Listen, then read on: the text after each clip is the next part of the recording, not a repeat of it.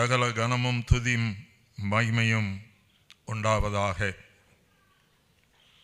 பிரியமானவர்களே, இந்த நாட்களில் குடும்பத்துக்கும் கர்த்தருக்கும் உள்ள உறவை நாம் தியானித்து கொண்டிருக்கிறோம்.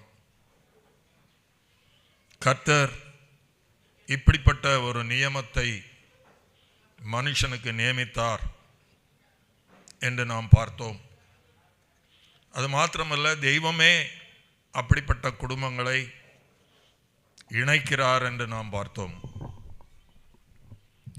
அவர் இணைக்கிறவர் மாத்திரமல்ல, கடினமான சூழ்நிலைகளிலே பிசாசினுடைய எதிர்ப்புகளின் நடுவில் குடும்பங்களை கர்த்தர் கட்டுவிக்கிறார் என்று நாம் பார்த்தோம்.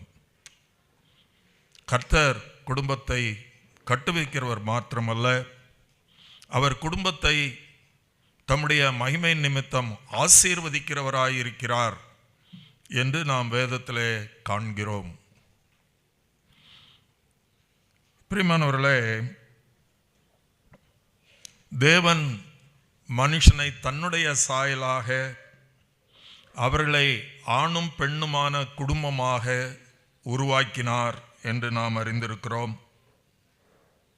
ஆகவே குடும்பம் என்பது மனுஷனுக்கு மகா முக்கியமானது. வேதத்திலே தெய்வத்துக்கும் மனுஷனுக்கும் உள்ள உறவு, அது புருஷனுக்கும் மனைவிக்கும் இடையிலே உள்ள அந்த உறவிலே மனுஷனுக்கு செயல் வடிவமாக காட்டப்படுகிறது மாத்திரமல்ல, இன்னொரு வசனத்தையும் கூட எபேசியர் 2:19 நாம் வாசிக்கிறோம்.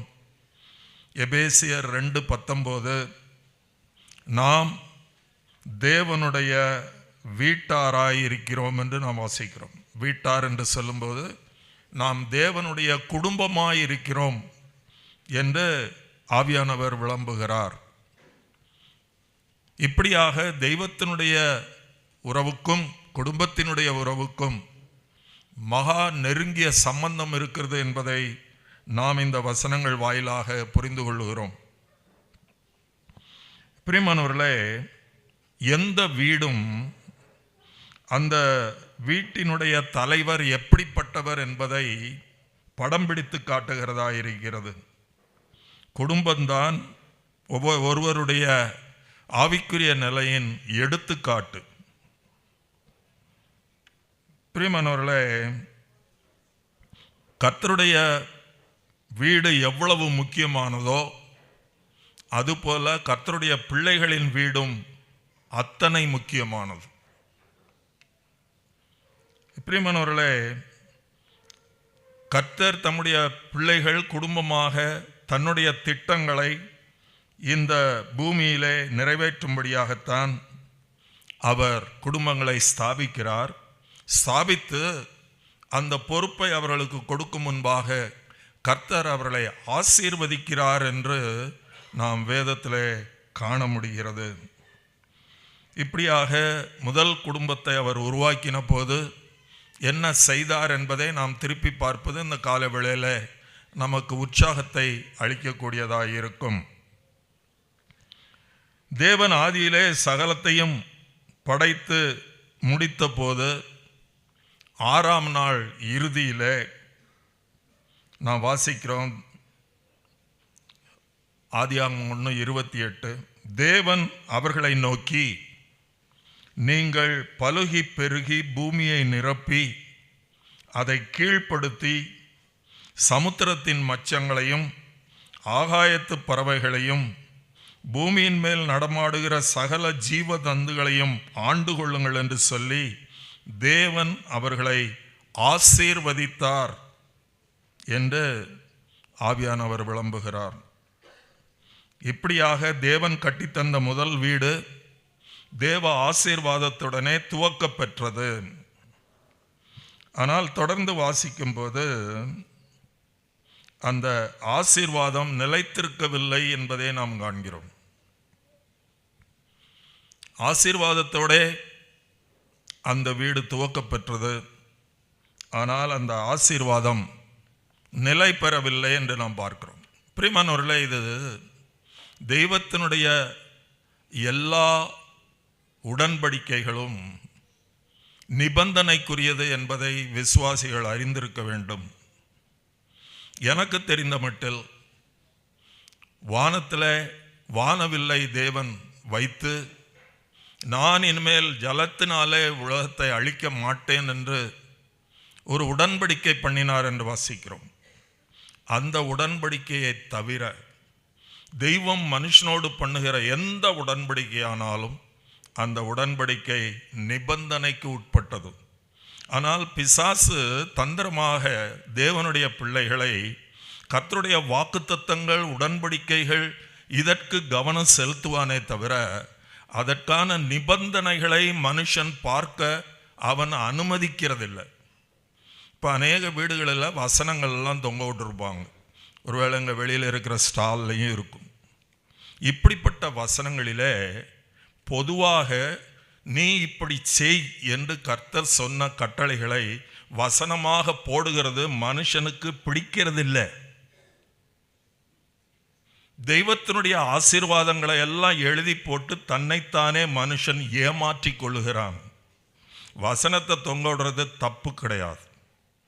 ஆனால் அதை பிசாசுக்காக தொங்க விடுறது அது மதியினம். கர்த்தர் இப்படியெல்லாம் செய்யாத இதையெல்லாம் நீ கையில் கட்டிக்கொள், கண்களுக்கு நடுவே தொங்க விடு, வீட்டிலே தொங்க விடு, நிலைக்காலிலே தொங்க விடுன்னு எதை சொன்னார்? நான் உனக்கு சொல்லியிருக்கிற ஆசீர்வாதமான வசனங்கள் எல்லாம் நீ தொங்க விடு நான் சொன்னார்? புத்தி வேணும். எல்லா வீடுகளிலும் வசனம் இருக்கு.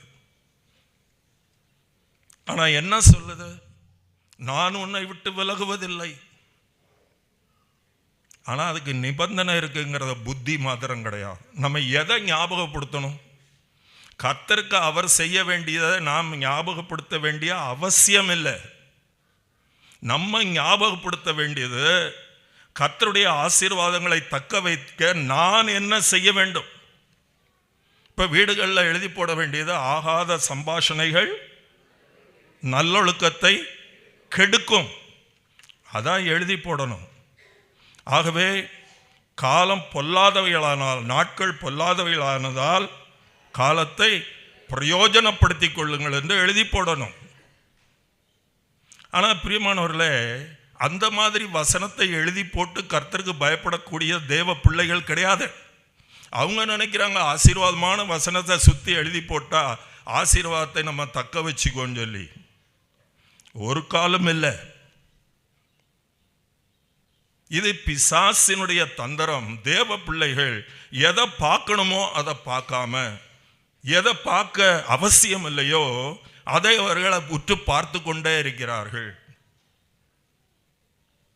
காரில் என் சமூகம் உனக்கு முன்பாக செல்லும்னு ஒரு வசனம் எழுதி போட்டா அந்த காருக்கு ஆக்சிடென்ட் ஆகுமா ஆகாதா? ஒரு காலம் ஆகாதுன்னு நினைக்கிறனால தான் அதை எழுதுறாங்க. ஆக்சிடென்ட் ஆகிறது அந்த வசனத்திலேயா இருக்கு? கர்த்தரை அறியாதவர்கள் ஒரு சின்ன பொம்மையை கார் நடுவில் வச்சுட்டு போறாங்க. ஆனால் விசுவாசிகளுக்கு கொஞ்சம் கம்மியா இருக்கு. கர்த்தரே சொல்லி இருக்கிறார், இப்பிரபஞ்சத்தின் மக்களை விட என்னுடைய பிள்ளைகள் கொஞ்சம் கம்மியா இருக்கிறாங்கன்னு கர்த்தரே சொல்லி இருக்கிறார். பிரியமானவர்களே, எல்லா தேவனுடைய ஆசீர்வாதங்களும் வாக்குத்தத்தங்களும் நிபந்தனைக்கு உட்பட்டது. நம்முடைய கவனமெல்லாம் நிபந்தனையில தான் இருக்கணும். சுவிசேஷ பிரசங்கம் பண்ணும்போது சொல்றோம், வருத்தப்பட்டு பாரம் சுமக்கிறவர்களே நீங்கள் எல்லாரும் என்னிடத்தில் வாருங்கள் அப்படின்னு சொல்லி. அது அற்புதமானது. ஆனால் அந்த மத்தேயு 11ஆம் அதிகாரத்தில் ஒரு 29ஆம் வசனம் இருக்குதுங்கிறது நிறைய பேருக்கு தெரியாது. கர்த்தர் என்ன சொல்றாரு? உனக்கு உண்மையாகவே உன் பாரத்திலிருந்து விடுதலை வேண்டுமானால் நீ என்ன பண்ணு, என்னோடு கூட நுகத்தில் இணைந்து கொள். உன் கழுத்தை கொண்டு வந்து நான் வைத்திருக்கிற நுகத்தில் நீ நுழைத்துக்கொள். அப்பொழுது உங்களுடைய ஆத்மாவுக்கு இளைப்பாறுதல் உண்டாகும் என்று கர்த்தர் சொல்லியிருக்கிறார். அப்ப நம்ம எதை பிரசங்கம் பண்ணணும்? பிரியமானவர்களே, இப்படியாகத்தான் ஒரு மாய தோற்றத்திலே மனுஷன் வாழ கற்றுக்கொண்டிருக்கிறான்.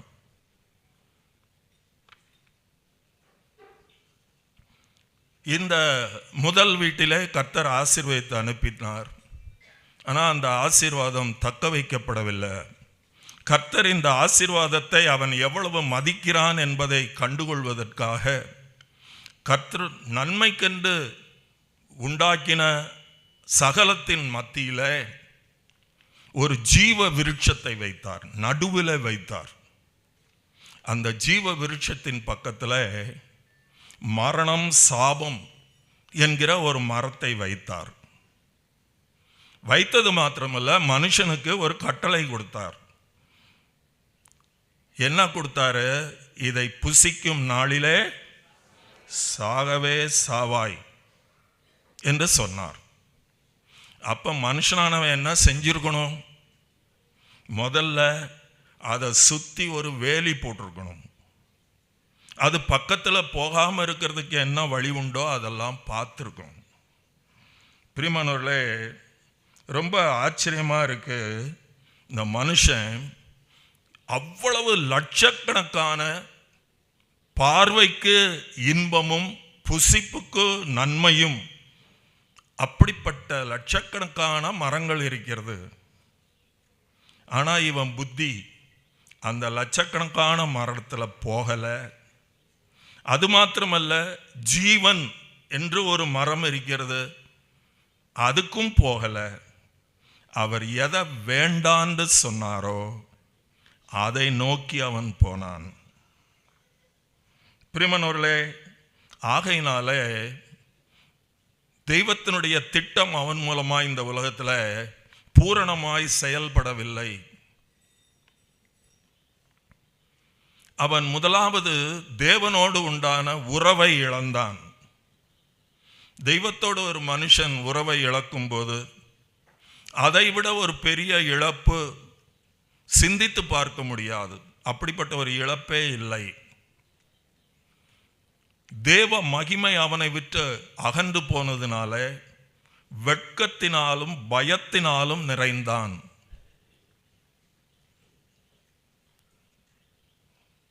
ஆனால் அடிக்கடி எனக்கு மன சஞ்சலமாக இருக்கிறது. கர்த்தர் தோட்டத்திலே உலாவுகிற சத்தத்தை ஆதாம் கேட்டபோது, ஆண்டவரே அறியாமல் செய்தேன் என்று சொல்லி கர்த்தரை நோக்கி ஓட துணியாமல், கர்த்தர் வந்துட்டாருன்னு தெரிஞ்ச உடனே அவன் ஓடி ஒளிய ஆரம்பித்தான் என்பதுதான். அது மாத்திரமல்ல, தன்னுடைய மானத்தை தற்காத்து கொள்வதற்காக அத்தி இலைகளை தனக்கு மறைப்பாக உண்டு பண்ணினான். பாருங்க, அங்கே நூல் கிடையாது, ஊசி கிடையாது, அத்தி இலைகளை கட்டுறதுக்கு கயிறு கிடையாது. இந்த இலையை என்ன செய்ய முடியும்?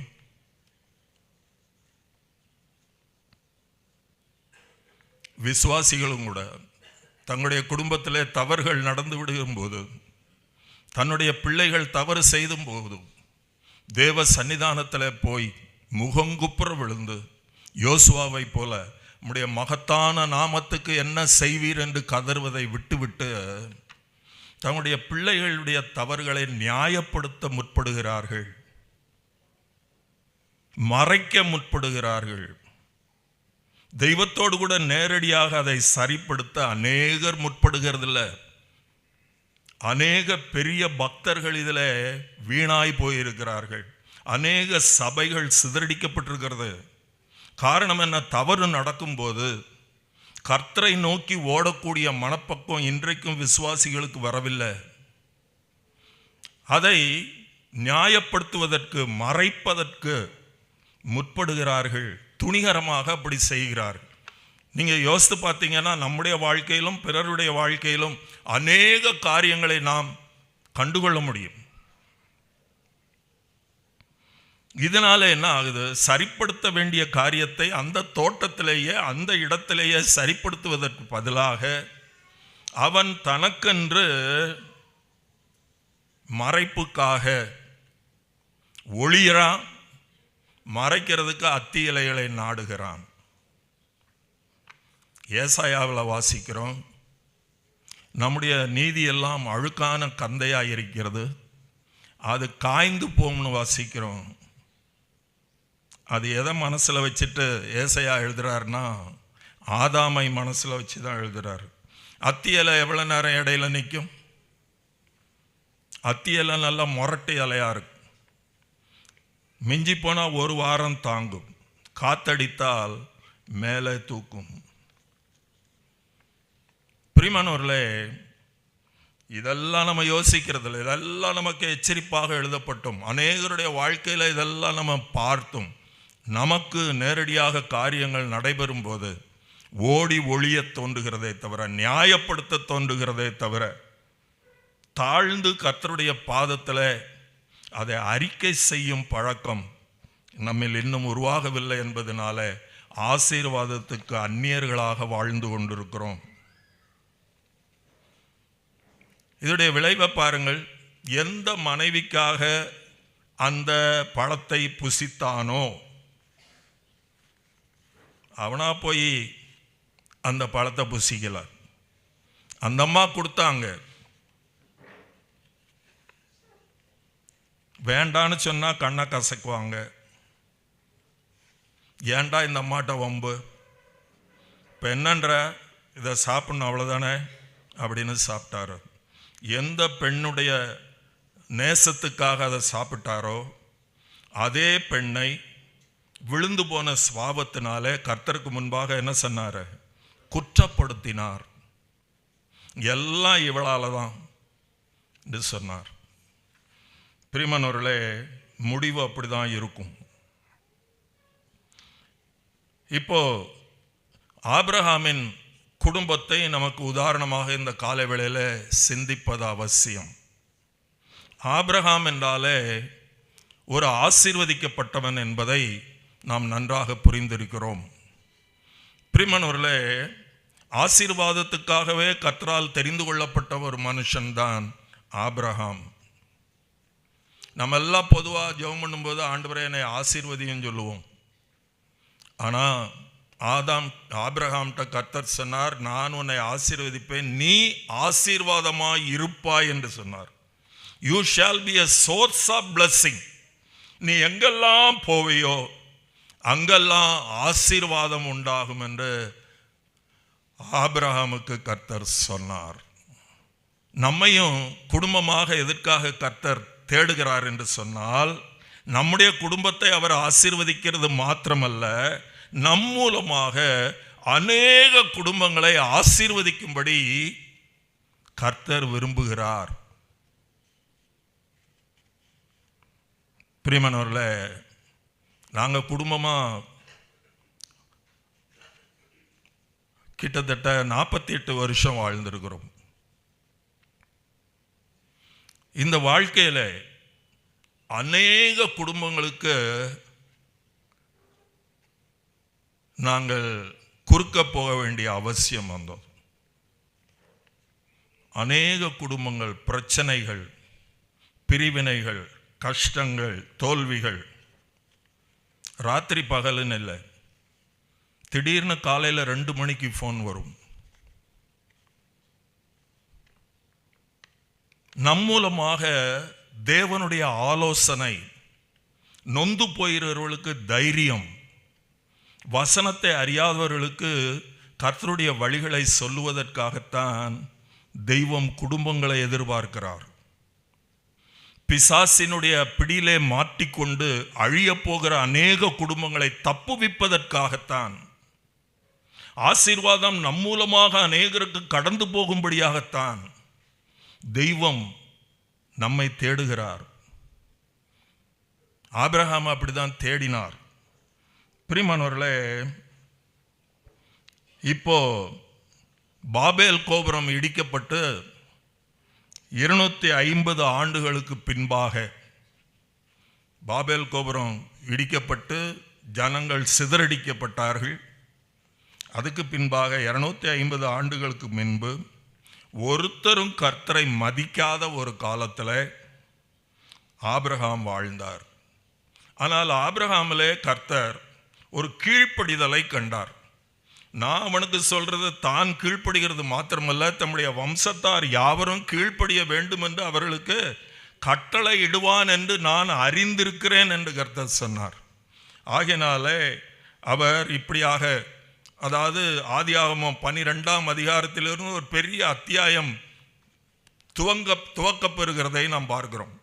அதில் முதல் 3 வசனங்களை நான் நம்முடைய ஞாபகத்துக்கு கொண்டு வர விரும்புகிறேன்.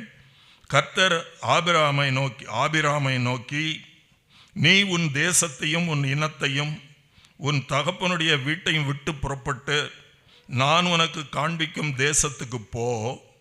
நான் உன்னை பெரிய ஜாதியாக்கி உன்னை ஆசீர்வதித்து உன் பேரை பெருமைப்படுத்துவேன். நீ ஆசீர்வாதமாய் இருப்பாய். உன்னை ஆசீர்வதிக்கிறவர்களை ஆசீர்வதிப்பேன், உன்னை சபிக்கிறவர்களை சபிப்பேன். பூமியில் உள்ள வம்சங்களெல்லாம், பூமியில் உள்ள குடும்பங்களெல்லாம் உனக்குள் ஆசீர்வதிக்கப்படும் என்றார். இது ஒரு சாதாரண ஆசீர்வாதம் அல்ல. பிரியமானவர்களே, ஆபிரகாமுக்கு கர்த்தர் கொடுக்கிற இந்த ஆணையானது ஆபிரகாமுடைய மாம்சீக சந்ததிக்கு மாத்திரமல்ல, ஆபிரகாமுடைய மாம்சீக சந்ததியான இஸ்ரவேலர் இன்றைக்கும் உலகத்தின் அனைத்து நாடுகளும் பார்த்து பயப்படும் அளவுக்கு அவர்கள் சொற்ப பேராயிருந்தாலும் அவர்கள் கர்த்தரால் ஆசீர்வதிக்கப்பட்டவர்களாக இருக்கிறார்கள். மற்ற எல்லாருமே பயப்படும் அளவுக்கு அவர்கள் உயர்த்தப்பட்டிருக்கிறார்கள். ஆகவே ஆபிரகாமுக்கு அவர் சொன்னது அந்த மாம்சீக வழியாய் வரக்கூடிய சந்ததியாருக்கு மாத்திரமல்ல, அது மகா விஸ்தாரமான ஒரு ஆசீர்வாதம். அதனுடைய நிறைவேறுதலை பவுல் கலாத்தியருக்கு எழுதும்போது எழுதுகிறார். கலாத்தியர் 3ஆம் அதிகாரம் 8-9 வசனங்களிலே நாம் எப்படியாக வாசிக்கிறோம். கலாத்தியர் 3:8-9. தேவன் விசுவாசத்தினாலே புறஜாதிகளை நீதிமான்கள் ஆக்குகிறார் என்று வேதம் முன்னாக கண்டு உனக்குள் சகல ஜாதிகளும் ஆசீர்வதிக்கப்படும் என்று ஆபிரகாமுக்கு சுவிசேஷமாய் முன்னறிவித்து என்று வாசிக்கிறோம். அந்தபடி விசுவாச மார்க்கத்தார் விசுவாசமுள்ள ஆபிரகாமுடனே ஆசீர்வதிக்கப்படுகிறார்கள். அப்ப விசுவாசிக்கிற எல்லோரும் ஆபிரகாமுக்குள் கர்த்தரால் ஆசீர்வதிக்கப்பட்டு கொண்டே இருக்கிறார்கள். அப்ப ஆபிரகாமுடைய சந்ததி இன்னும் பெருகிக்கொண்டே இருக்கிறது. ஆபிரகாமுக்கு கொடுத்த ஆசீர்வாதம் இன்றைக்கும் அநேகருக்கு தொடர்ந்து கொண்டே இருக்கிறது என்று நாம் வாசிக்கிறோம். ஆகவே ஆபிரகாமுக்கு கர்த்தர் கொடுத்த ஆசீர்வாதம் ஒரு சாதாரண ஆசீர்வாதம் அல்ல. பிரியமானவர்களே, இப்படிப்பட்ட ஆபிரகாம் அவருடைய மகனான ஈசாக்கிடத்துல கர்த்தர் சொல்லுகிற உறுதிமொழியை பாருங்கள். ஆதியாகமம் 25ஆம் அதிகாரம் 3-5 வசனங்கள். ஆதியாகமம் 25:3-5. கர்த்தர் ஈசாக்குக்கு தரிசனமாகி நீ இந்த தேசத்திலே வாசம் பண்ணு, நான் உன்னோடே கூட இருந்து உன்னை ஆசீர்வதிப்பேன். நான் உனக்கும் உன் சந்ததிக்கும் இந்த தேசங்கள் யாவையும் தந்து உன் தகப்பனாகிய ஆபிரகாமுக்கு நான் இட்ட ஆணையை நிறைவேற்றுவேன். ஆபிரகாம் என் சொல்லுக்கு கீழ்ப்படிந்து என் விதிகளையும் என் கற்பனைகளையும் என் நியமங்களையும் என் பிரமாணங்களையும் கை கொண்டபடியினால் நான் உன் சந்ததியை வானத்தின் நட்சத்திரங்களைப் போல பெருக பண்ணி உன் சந்ததிக்கு இந்த தேசங்கள் யாவையும் தருவேன். உன் சந்ததிக்குள் பூமியில் உள்ள சகல ஜாதிகளும் ஆசீர்வதிக்கப்படும் என்றார். பிரியமானவர்களே, எவ்வளவு பெரிய எதிர்பார்ப்போடு கூட ஆபிரகாமை கர்த்தர் தெரிந்து கொண்டிருக்கிறார் என்று நாம் பார்க்கிறோம். ஆனால் அந்த ஆசீர்வாதமான குடும்பத்திலேயும் ஒரு சின்ன பின்னடைவை நாம் பார்க்க முடிகிறது. மனத்துயரத்தை நாம் பார்க்க முடிகிறது. பிசாசினுடைய ஒரு கிரியையை நாம் பார்க்க முடிகிறது. ஆதியாகமம் 21 அதிகாரம் 10-11 வசனங்கள். ஆதியாகமம் 21:10-11. சாராள் ஆபிரகாமை நோக்கி, இந்த அடிமை பெண்ணையும் அவள் மகனையும் புறம்பே தள்ளும். இந்த அடிமை பெண்ணின் மகன் என் குமாரனாகிய ஈசாக்கோடே சுதந்திரவாளியாய் இருப்பதில்லை என்றாள். தன் மகனை குறித்து சொல்லப்பட்ட இந்த காரியம் ஆபிரகாமுக்கு மிகவும் துக்கமாயிருந்தது. ஒரு பெரிய மன கஷ்டம் இங்க வருது. எப்படி ஆதாம் ஏவாளுடைய ஆலோசனையினால ஒரு பெரிய நஷ்டத்துக்குள்ளானவரோ, அதுபோல ஆபிரகாம் சாராளுடைய ஆலோசனையை மதித்து ஆகாரை தனக்கு மனைவியாக எடுத்துக்கொண்டதினால அவர் தனக்கென்று சஞ்சலத்தை வருவித்துக் கொண்டார். அது ஆபிரகாமுக்கு மிகவும் துக்கமாக இருந்தது. அதனால என் விளைவு என்னன்னு பாருங்க. ஆதியாகமம் 16:12. ஆபிரகாமின் குமாரன் இஸ்மவேல் துஷ்ட மனுஷனாய் இருப்பான். அவனுடைய கை எல்லோருக்கும் விரோதமாகவும் எல்லோருடைய கையும் அவனுக்கு விரோதமாகவும் இருக்கும். தன் சகோதரரை எல்லோருக்கும் எதிராக குடியிருப்பான் என்றார். அப்போ ஆசீர்வாதத்தின் வீட்டிலிருந்து ஒரு துஷ்டத்தனம், ஒரு சத்துரு உணர்வு, பகைமை உருவாகிறத பார்க்கிறோம். இன்னைக்கும் அந்த அரபு நாடுகளுக்கும் இஸ்ரவேலருக்கும் இடையே உண்டாகிற யுத்தத்தை பாருங்கள். அந்த இன்றைக்கு ஈரானிலே ஆட்சி செய்கிற அந்த சக்தியானது அவருடைய ஒரே நோக்கம் என்னவென்றால் இஸ்ரவேலரை உலகத்தில் இல்லாமல் அழிக்க வேண்டும். அதுதான் அவங்களுக்கு ஒரே நோக்கம். பிரியமானவர்களே, இப்படிப்பட்ட ஒரு பகைமைக்கு காரணமானது யார்? ஆசீர்வாதத்தின் தகப்பனாகிய ஆபிரகாம்.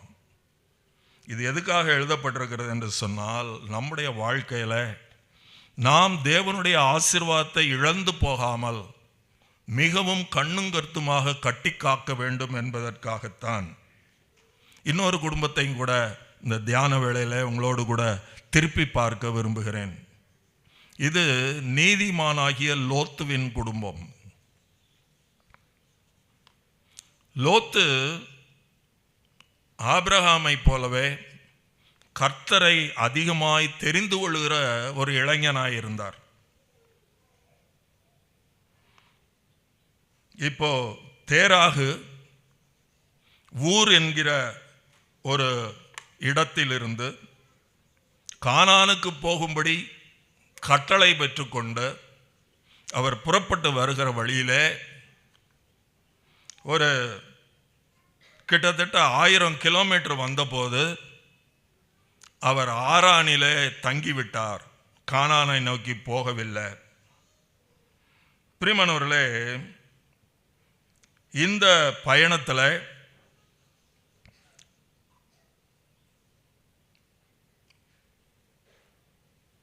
நம்ம ஆதியாகமம் 11 அதிகாரம் 31 வசனத்தில், ஆதியாகமம் 11:31 ஆபிரகாமின் மகனாகிய நாகோரின் பெயர் அங்கே எழுதப்படவில்லை என்று நாம் பார்க்கிறோம். இப்போ அவங்க புறப்பட்டு போகும்போது, ஊரிலிருந்து ஆரானுக்கு போகும்போது அல்லது கானானை நோக்கி போகும்போது நாகோர் அவர்களோடு கூட சேர்ந்து போனதாக அங்கே நாம் வாசிக்கவில்லை. ஆனாலும் அவர் சேர்ந்து போனார் என்பதை நாம் அறிய முடிகிறது. எப்படி எனில், ஆதியாகமம் 27:43 ஆதியாகமம் 27:43 நாகோரின் குமாரனாகிய பெத்துவேல் ஆரானிலே இருந்ததாக அவருடைய மகளான ராகேல் சொல்லுவதை நாம் வாசிக்கிறோம்.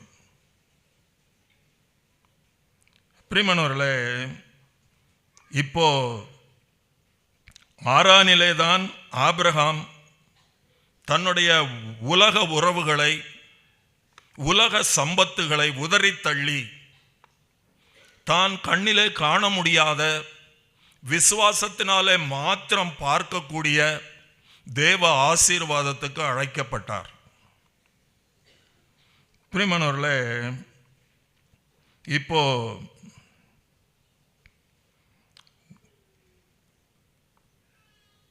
விசுவாசத்தினாலே ஆபிரகாம் என்று எபிரேயர் காக்கியவன் எழுதுகிறார். எபிரேயர் 11:8 விசுவாசத்தினாலே ஆபிரகாம் தான் சுதந்திரமாய் பெறப்போகிற இடத்துக்கு போகும்படி அழைக்கப்பட்ட போது கீழ்ப்படிந்து தான் போகும் இடம் இன்னதென்று அறியாமல் புறப்பட்டு போனான். இதாங்க விசுவாசம். என்னை நம்பினால் கையில் இருக்கிறத கீழே போடு என்று கர்த்தர் சொல்லும்போது, நான் கையில் வச்சிருக்கிறதும் நீங்கள் கொடுத்தது தானே, அதை கீழே போடுறதுக்கு எனக்கு என்ன கஷ்டம் என்று சொல்லி கீழே போடுகிறவர்கள் அநேகர் இல்லை. ஆபிரகாம்கிட்ட சொன்னார், உனக்கு ஒரே ஒரு பையன் இருக்கான், அவனை எனக்கு கொடுன்னு சொல்லி. ஆபிரகாமுக்கு தெரியும் இந்த பையனையே அவர் தானே கொடுத்தாரு, அதனால அவருக்கு இதை கொடுக்கறனால எனக்கு ஒன்றும் நஷ்டம் வராது என்று சொல்லி துணிந்த மனுஷன் ஆபிரகாம். நம்மில் அநேகர் தோற்று போனவர்களாக இருக்கிறதுக்கு காரணம் கையில் இருக்கிறத கீழே போடக்கூடிய மனப்போக்கம் இல்லாததுனால, உதறித்தள்ள வேண்டியவைகளை உதறித்தள்ளாததுனால, பற்றி கொள்ள வேண்டியவைகளை பற்றி கொள்ளாமல் நாம் வாழ்ந்து கொண்டிருக்கிறோம். பிரியமானவர்களே, இது ஒரு ரொம்ப ரிஸ்கான ஒரு காரியம். ஏன்னா என்னோட போகிறதில்ல, என் பொண்டாட்டி என்னை சார்ந்தவர்கள் எல்லாரையும் பாதிக்கக்கூடிய ஒரு காரியம். நீ புறப்பட்டு போ என்று சொல்லும்போது, அப்போ மோசையை போல ஆபிரகாம் அசாத்திய விசுவாசம் உள்ளவராய் அவர் புறப்பட்டு போனார் என்பதை நாம் அறிகிறோம். அப்போ இளைஞனான லோத்து, அவரும் நல்ல வசதியோடு இருக்கிற மனுஷன்தான்.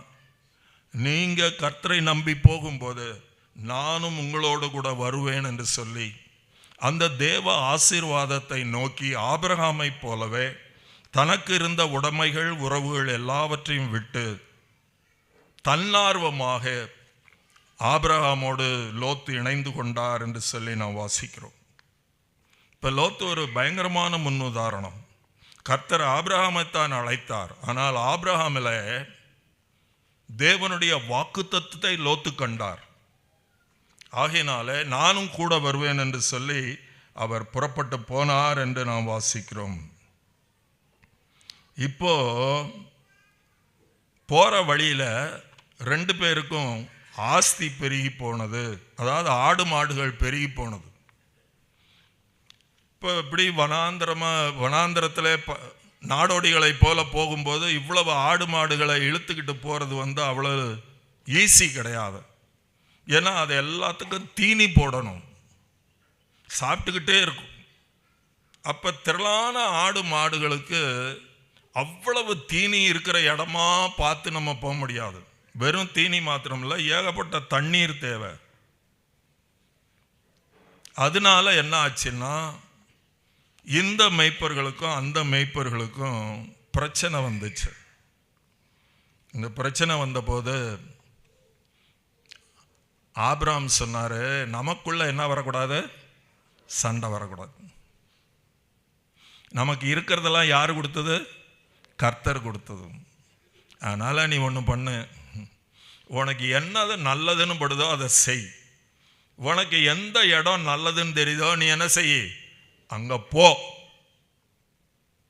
அப்படின்னு சொல்லி தெரிந்து கொள்ளும் உரிமையை அவர் லோத்துக்கு கொடுத்தார்.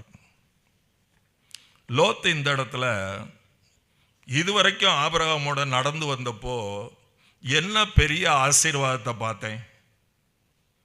ஏதோ பைத்தியக்கார மாதிரி இங்கேருந்து அங்கே போகிறாரு, அங்கேருந்து அங்கே போகிறாரு, அங்கேருந்து அங்கே போகிறாரு. 2வது, இவருக்கு பிள்ளையும் கிடையாது, குட்டியும் கிடையாது, பொறுப்பும் கிடையாது. ஆனால் எனக்கு என்ன இருக்குது, 2 பொம்பளை பிள்ளை இருக்குது. இந்த பிள்ளைங்களை நான் கரையேற்றணும். இந்த ஆளை நம்பி பின்னாடியே போயிட்டு இருந்தா என் பிள்ளைங்களை கதி என்ன? ஆகவே தன்னுடைய ஆடு மாடுகளையும் தன்னுடைய பிள்ளைகளுடைய எதிர்காலத்தையும் சிறப்பிக்க விரும்பி இதுவரை கர்த்தரை நோக்கி விசுவாசத்தினாலே நடந்து கொண்டிருந்த லோத்து தன்னுடைய மூளையை பயன்படுத்தி பிசாசு வாய்ப்பாக காட்டின ஒரு இடத்தை தெரிந்து கொண்டார். தெரிந்து கொண்டு சோதோமை நோக்கி அவர் பயணமானார். பிரியமானவர்களே, பிள்ளைகளை கொடுக்கிறவருக்கு கரையாற்ற தெரியாதா? இந்த விஷயத்தில் தான் அநேகர் தோற்று போகிறோம். கடைசி வரைக்கும் காத்திருக்கக்கூடிய மனப்பக்குவம் இல்லை. பிசாசு அநேக காரியங்களை பயங்காட்டுவான், அநேக காரியங்களை கவர்ச்சியாய் காட்டுவான். ஆனால் விசுவாச கண்கள் அது பிசாசினுடைய தந்திரம் என்று இனங்கண்டு கொள்ளும். அது ஆபிரகாமை போல கண்கள் வேண்டும். ஆபிரகாம் சொல்றார், உனக்கு வேணுங்கிறதெல்லாம் எடுத்துட்டு உனக்கு எங்கே போகணுமோ போ, நான் அதுக்கு எக்ஸாக்ட் ஆப்போசிட் டைரக்ஷனில் போகிறேன் அப்படின்னு சொல்லி சொன்னார். பிரியமானவர்களே, நாம் எந்த காரியத்தையும் முழு மனதாய் கர்த்தருக்கு ஒப்படைக்க விரும்பாத பட்சத்தில், கற்றுக்கொள்ளாத பட்சத்தில் தேவனுடைய ஆசீர்வாதத்தை நாம் அனுபவிக்க முடியாது. பிரியமானவர்களே, இப்போ நம்முடைய உறுதிப்பாடு எப்படி இருக்க வேண்டும் என்பதற்கு வேதத்தில் அநேக உதாரணங்கள் சொல்லப்பட்டிருக்கிறது. இந்த வேளையிலே நான் உங்களுடைய கவனத்தை ரேகாபியருக்கு நேராக திருப்ப விரும்புகிறேன். என்னுடைய வாழ்க்கையில் அதிக எச்சரிப்பாக இருக்கக்கூடிய ஒரு பகுதி இது. எரேமியாவின் இடத்துல இஸ்ரவேல் ஜனங்கள் இந்த ரேகாபியரை ஒப்பிட்டு பார்க்கும்போது எவ்வளவு கீழ்ப்படிதலிலே பின்தங்கி இருக்கிறார்கள் என்பதை விளக்குவதற்காக எரேமியா மூலமாக ரேகாபியரை பற்றி அவர் எழுதச் சொன்னார். இப்போ எரேமியா 35ஆம் அதிகாரம் 6 முதல் 10 வசனங்களை நாம் வாசிக்கும்போது அந்த ரேகாபியர் சொல்கிறாங்க, நாங்கள் திராட்சரசம் குடிக்கிறதில்லை, ஏனென்றால் ரேகாபின் குமாரனாகிய எங்களுடைய தகப்பன் யோனதாப் நீங்கள் பரதேசிகளாய் தங்குகிற தேசத்தில் நீடித்திருக்கும்படிக்கு நீங்களும் உங்கள் பிள்ளைகளும் என்றென்றைக்கும் திராட்சரசம் குடியாமலும் வீட்டை கட்டாமலும் விதையாமலும் திராட்சை தோட்டத்தை நாட்டாமலும் அதை கையாளாமலும் உங்களுடைய எல்லா நாட்களிலும் கூடாரங்களிலே குடியிருப்பீர்களாக என்று எங்களுக்கு கட்டளையிட்டார். அப்படியே எங்களுடைய எல்லா நாட்களிலும் நாங்களும் எங்கள் ஸ்திரீகளும் எங்கள் குமாரரும் எங்கள் குமாரத்திகளும் திராட்சரசம் குடியாமல் நாங்கள் குடியிருக்க வீடுகளை கட்டாமலும் ரேகாபின் குமாரனாகிய எங்களுக்கு தகப்பன் யோனதாபின் சத்தத்துக்கு கீழ்ப்படிந்திருக்கிறோம். எங்களுக்கு திராட்சை தோட்டமும் வயலும் விதைப்பாடும் இல்லை. நாங்கள் கூடாரங்களில் குடியிருந்து எங்கள் தகப்பனாகிய யோனதாப் எங்களுக்கு கட்டளையிட்டபடியெல்லாம் கீழ்ப்படிந்து செய்து வந்தோம். பிரியமானவர்களே, ஒரு மனுஷனுடைய கட்டளைக்கு, கடினமான கட்டளைக்கு முழு குடும்பமாக எங்களுடைய மனைவிகள், எங்களுடைய பிள்ளைகள் என்று அவர்கள் சொல்கிற எங்களுடைய குமாரர்கள், எங்களுடைய குமாரத்திகள் அப்படின்னு அவங்க பதில் சொல்லும்போது அதிலே ஒரு பெரிய வைராக்கியம் இருக்கிறத நம்ம பார்க்கிறோம். அவர் என்ன சொல்லியிருக்கிறார்னா, திராட்சை ரசத்தை குடிக்கக்கூடாது, ஆகையினால திராட்சை கொடிய என்ன செய்யக்கூடாது, நட்டக்கூடாது.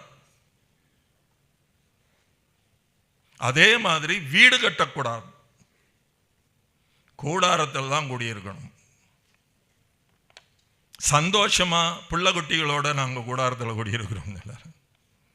அதனால என்னையா பிரயோஜனம் அப்படின்னு சொன்னால், பின்னாடி அவர்களுக்கு கொடுக்கப்பட்ட ஆசீர்வாதத்தை நாம் பார்க்கிறோம். 1 நாளாகமம் 2ஆம் அதிகாரம் 55ஆம் வசனத்தில் தேவ ஜனங்களுடைய பட்டியலிலே இந்த ரேகாபியர் சேர்க்கப்பட்டிருக்கிறதை பார்க்கிறோம். தேவ ஜனங்களுடைய பட்டியலிலே தேவன் ரேகாபியரை இணைத்திருக்கிறார். எரேமியா 35:18-19 வசனங்களிலே எரேமியா ரேகாபியருடைய குடும்பத்தாரை நோக்கி, நீங்கள் உங்கள் தகப்பனாகிய யோனதாபின் கட்டளைக்கு கீழ்ப்படிந்து அவனுடைய கற்பனைகளின்படியெல்லாம் கை கொண்டு அவன் உங்களுக்கு கட்டளையிட்டபடியெல்லாம் செய்து வந்தீர்கள் என்று இஸ்ரவேலின் தேவனாகிய சேனைகளின் கர்த்தர் சொல்லுகிறார். ஆகையால் சகல நாட்களிலும் எனக்கு முன்பாக நிற்கத்தக்க புருஷன் ரேகாபின் குமாரனாகிய யோனதாவுக்கு இல்லாமல் போவதில்லை என்று இஸ்ரவேலின் தேவனாகிய சேனைகளின் கர்த்தர் சொல்லுகிறார் என்றான்.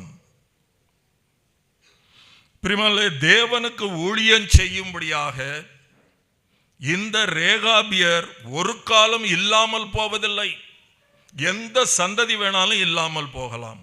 ஆனால் ரேகாபியர் தேவனுடைய ஊழியத்தை ஒரு காலம் இழக்க மாட்டார்கள் என்று சொல்லி சேனைகளின் தேவனாகிய கர்த்தர் அவர்களை ஆசீர்வதித்தார் என்று நாம் வாசிக்கிறோம். பிரியமானவர்களே, இந்த உலகத்திலே எனக்கு வசதி வேண்டாம், எனக்கு சொத்து வேண்டாம், சுகம் வேண்டாம். ஏனென்றால் நான் அங்கே நித்தியத்தை நோக்கி போய் கொண்டிருக்கிறேன். ஆகவே நம்ம அழகாக பாட்டெல்லாம் நல்லா தான் பாடுறோம். கூடாரவாசிகள் ஆகும் நமக்கு இங்கு வீடென்றும் நாடென்றும் சொல்லலாமோ? கைவேலை அல்லாத வீடொன்றை நான் மேலே செய்வேன் என்று சொல்லி போகலையோ அப்படின்னு நம்ம பாடுறோம். ஆனால் நம்முடைய புத்தி எல்லாம் நமக்கென்று ஒரு வீடு அமைய வேண்டாமா? அதுக்காக தான் அதிகமாக மனுஷன் பிரயாசப்படுகிறான்.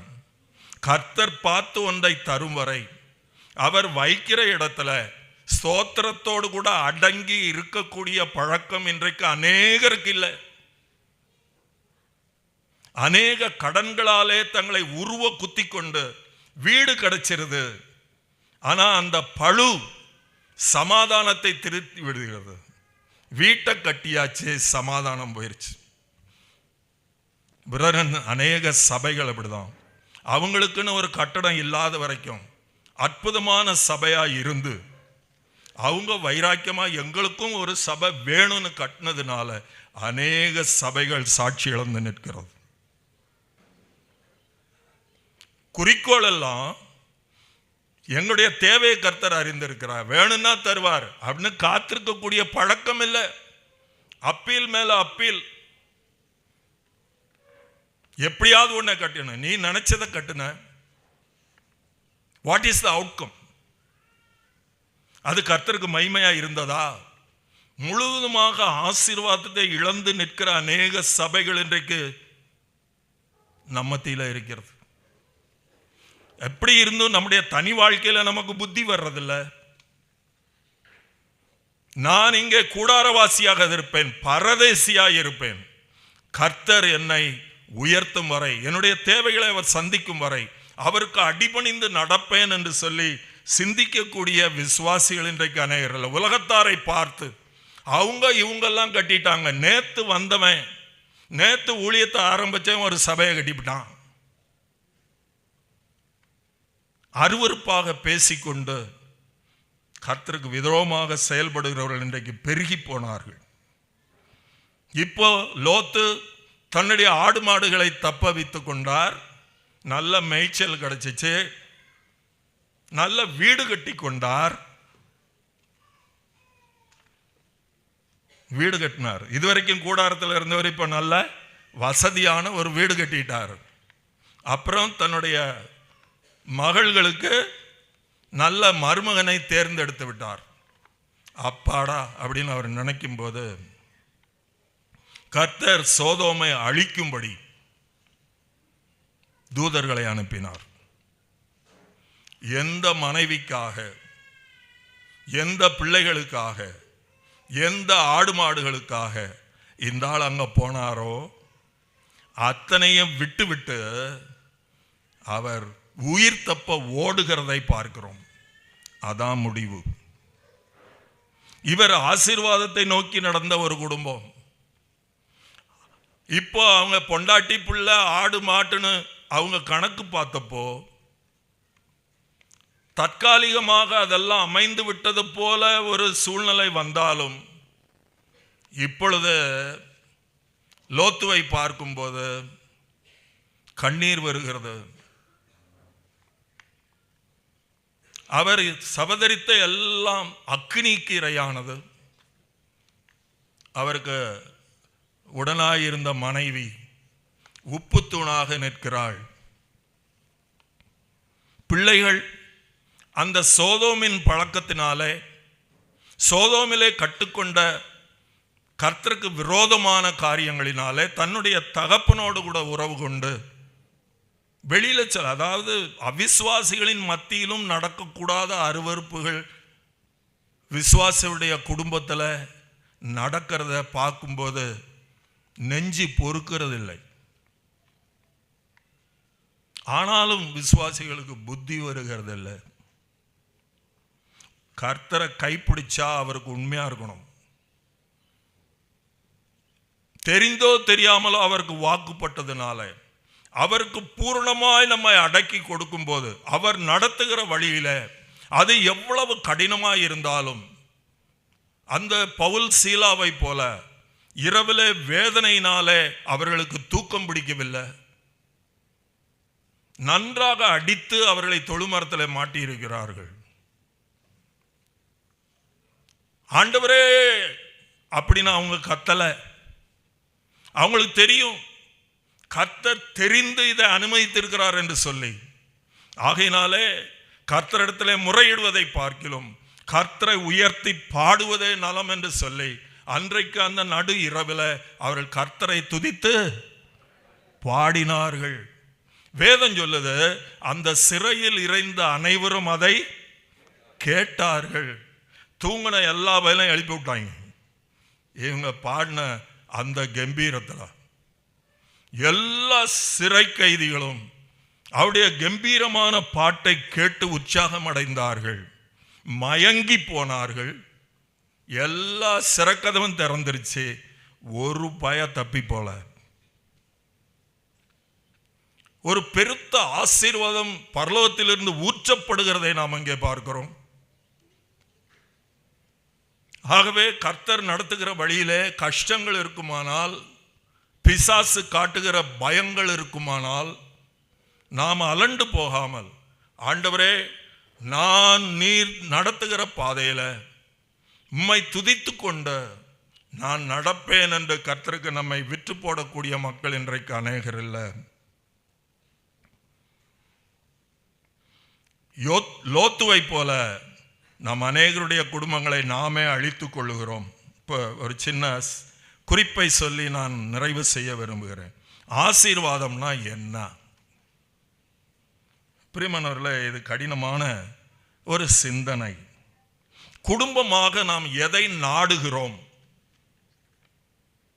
உலகத்தில் ஊர் சிரிக்கிற மாதிரி ஏழ்மை இருந்தாலும் பரவாயில்ல, மிகவும் கஷ்டத்தோடு கூட வாழ்கிற ஒரு வாழ்க்கை, தேவை நிறைந்த வாழ்க்கை இருந்தாலும் பரவாயில்ல, நமக்கு வேண்டியதெல்லாம் கர்த்தர் நம்மோடு கூட இருக்க வேண்டும். அந்த ஒரே எதிர்பார்ப்பு. இதை தவிர எனக்கு வேற ஒன்றும் வேண்டாம். பெரிய படிப்பு வேண்டாம், எம்என்சி பிளேஸ்மெண்ட் வேண்டாம், எனக்குன்னு ஒரு பெரிய சொந்த வீடு வேண்டியதில்லை. எனக்கு வேண்டியதெல்லாம் நானும் என் குடும்பமும் என் பிள்ளைகளும் கர்த்தரோடு கூட வாழ வேண்டும்.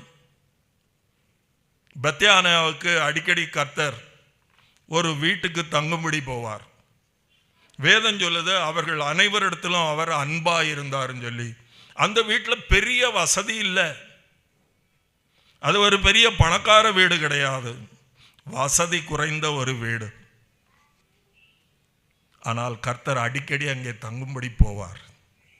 பிரியமானவர்களே, எருசலேம் பட்டணத்தில் கூட அப்படி ஒரு வீடு இருந்ததில்லை. ஆனால் பெத்தானியா கிராமத்தில் இருக்கிற அந்த வீடு மாத்திரம் உலக பிரகாரமாக வசதிகள் இல்லாவிட்டாலும் தேவ பிரசன்னம் நிறைந்ததாக நாம் அந்த வீட்டை காண்கிறோம். அப்படிப்பட்ட வீடு என்னுடைய வீடாய் இருக்க வேண்டும் என்கிற ஏக்கம் விசுவாசிகளுக்கு வேண்டும். அதுதான் ஆசீர்வாதம்.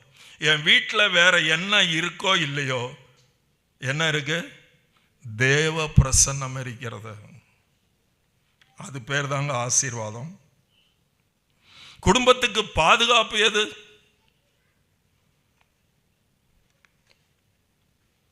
என்னுடைய பிள்ளைகளுக்கு பாதுகாப்பு எது? பாதுகாப்பு என்பது கர்த்தர் தருகிறது. 127 சங்கீதத்தில் இப்படியாக வாசிக்கிறோம், கர்த்தர் நகரத்தை காவாராகில் அதை காக்கிறுடைய பிரயாசம் வேறுதான். நம்முடைய பிள்ளைகளுக்கு பாதுகாப்பு எதுங்க? கர்த்தர் நம்ம கூட இருக்கிறதாம். நம்ம பிள்ளைகளை நம்ம இஷ்டப்படி வளைக்கவே முடியாது. இந்த காலத்து பிள்ளைங்களெல்லாம் வித்தியாசமான பிள்ளைங்க. நம்முடைய பிள்ளைகள் தரிகட்டு போகாமல் இருக்கணும். நமக்கு இருக்கிற ஒரே ஆயுதம் ஆவியானவருடைய அனுகிரகம் மாத்திரமே. அப்போ ஒரு குடும்பத்தினுடைய பாதுகாப்பு, அதனுடைய மானம் மரியாதை எல்லாம் காக்கப்படுவது எதினால்? அவர் close association with the living God who formed us. ஒரு நோக்கத்தோடு கூட, ஒரு திட்டத்துக்காக கர்த்தர் என்னையும் என்னுடைய மனைவியை இணைத்திருக்கிறார். அவருடைய திட்டம் என் மூலமாயும் என்னுடைய பிள்ளைகள் மூலமாயும் நடைபெற வேண்டும் என்று எனக்கு பிள்ளைகளை கொடுத்திருக்கிறார். எனக்கு இருக்கிற ஒரே பாதுகாப்பு யாரு? கர்த்தர். கர்த்தர் இல்லைன்னா நம்ம எவ்வளோ பெரிய விசுவாசியாக இருந்தாலும் நம்முடைய பிள்ளை ரூட் மாறி போகுதுன்னா கண்ட்ரோல் பண்ண முடியாது. உங்களுக்கு நிறையா கதை தெரியும். நிறையா பக்தர்கள் குடும்பம் சிரிப்பாக சிரிச்சிருக்கு பிள்ளைகளுடைய தவறான வழிகளினால. நம்முடைய பாதுகாப்பு கர்த்தருக்கு உண்மையாக இருக்கிறது மாத்திரமே. இயேசுவானவர் சொல்லுகிறார், ஒரு காசுக்கு 2 அடைக்கலான் குருவிகளை விற்கிறார்கள் அல்லவா? ஆயினும் உங்கள் பிதாவின் சித்தம் இல்லாமல் அவளை ஒன்றாயிலும் தரையிலே விழாது. நான் நிறையா சம்பாதிக்கிறேன், நிறையா குடும்பத்துக்கு பெருமை இருக்கு. என் பையன் ஆஸ்திரேலியாவில் இருக்கிறான், லண்டனில் இருக்கிறான். ரொம்ப பெருமையோடு கூட சொல்லுவார்கள். பிரிமனோட வேதம் சொல்லுது, கர்த்தர் பிச்சை போட்டால் ஒழிய ஒரு ரூபா காசு பாக்கெட்டில் வராது. ஒரு சம்பவத்தை சொல்லி நான் முடிக்க விரும்புகிறேன். 25 வருஷங்களுக்கு முன்பாக சென்னையை சார்ந்த தாயப்பன் என்கிற ஒரு மனுஷன், இவர் மேல்மருவத்தூரில் ஒரு முக்கியமான மனுஷனாக இருந்தார். அவருக்கு கார்த்திக் என்கிற ஒரு பையன் உண்டு. அவன் ஒரு சாஃப்ட்வேர் இன்ஜினியராக இருக்கும்போது சிங்கப்பூரில் நல்ல வேலை கிடச்சிச்சு. அதே சமயத்தில் அமெரிக்காவில் இன்டெல் கம்பெனியில் இந்த பையனுடைய தாளந்துகள் அதிகமாக தெரிஞ்சனால தம்பி உடனே அமெரிக்காவுக்கு வாங்கன்னு சொல்லி கூப்பிட்டாங்க. இவர் அமெரிக்காவுக்கு போனார். பிரியமானவர்களே, இன்டெல் நிறுவனத்தில் அவங்களா கூப்பிட்டு ரெக்ரூட் பண்ண ஒரு சாஃப்ட் இன்ஜினியர். சில நாளில் அவருக்கு பயங்கரமான தலைவலி வந்து அங்கே ஆஸ்பத்திரிக்கு கூட்டு போனாங்க. அவருக்கு பிரெயின் டிபி, ஒரு புது வகையான வியாதி, பிரெயின் டிபின்னு கண்டுபிடிச்சாங்க. உடனே அவர் அந்த நிறுவனத்தாரால் ஆஸ்பத்திரியில் சேர்க்கப்பட்டார். கர்த்தர் கிருபையினால் உயிர் தப்பிச்சது. இங்கே கொண்டு வந்தாங்க. வீல் சேரில் தான் இருக்கிறார், கை காலெலாம் விளங்காது. தாயப்பன் கர்த்தரை கண்டுகொண்டார். அவர்கள் குடும்பமாக கர்த்தரை ஏற்றுக்கொண்டார்கள். இப்போ தாம்பரத்தில் இருக்கிறாங்க, நிறையா CD போட்டிருக்காங்க, புக்கு போட்டிருக்கிறாங்க. உங்களில் அநேகருக்கு தெரியும். இது எதை சொல்லுதுன்னா, என் பையனுக்கு ஒரு வேலை இருக்குது, ஆரோக்கியத்தோடு கூட அந்த வேலையை செய்கிறான், ஒரு வருமானம் இருக்குன்னா கர்த்தர் போடுகிற பிச்சை இல்லாமல் அவர் கை வைப்பாரானால் அவர் தன்னை முகத்தை திருப்புவாரானால் சகலமும் இல்லாமல் போகும். பேதுருட்ட சொன்னாரு, நீ ஒரு பெரிய ஃபிஷிங் எக்ஸ்பர்ட்டா இருக்கலாம், பல வருஷங்கள் எக்ஸ்பீரியன்ஸ்டா இருக்கலாம், நான் சொல்லாமல் ஒரு மீன் குஞ்சாகிலும் உன்னுடைய வலையிலே வருவதில்லை என்பதை தெரிந்து கொள் என்று சொன்னார்.